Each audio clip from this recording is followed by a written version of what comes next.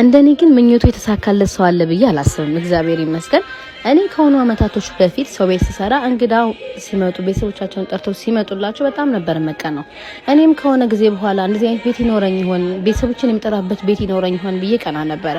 እግዚአብሔር ይመስገን ዛሬ ላይ ግን ቤተሰቦችን ለመጥራት ብዙ ሰዎችን ለመጥራት ከቤተሰቦቼ ጋር ለማክበር በቅቼ ቃል ጋር እንሂድ ብለው እኔ ጋር ለመምጣት በቅተው እነሱም መተው እያከበርኩ እገኛለሁ። ለእናንተም ይሄንን ምኞታችሁን ይሄንን ደስታችሁን የተመኛችሁትን ነገር በሙሉ እግዚአብሔር ያሳካላችሁ።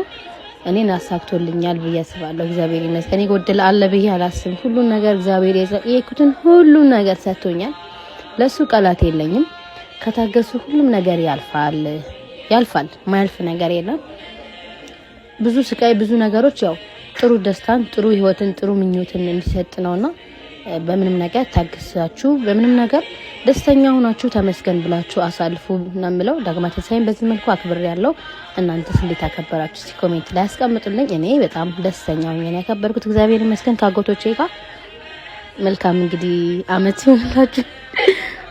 በሚቀጥለው አመት እንግዲህ ጾመን እንዲሁ አድርሶን የምናከብር ያድርገን። ተመስገን ለዚህ ቀን ስላደረሰን እግዚአብሔር ይመስገን።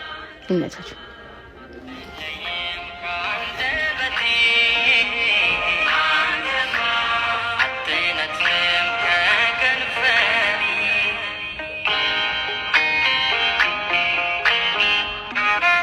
አቤት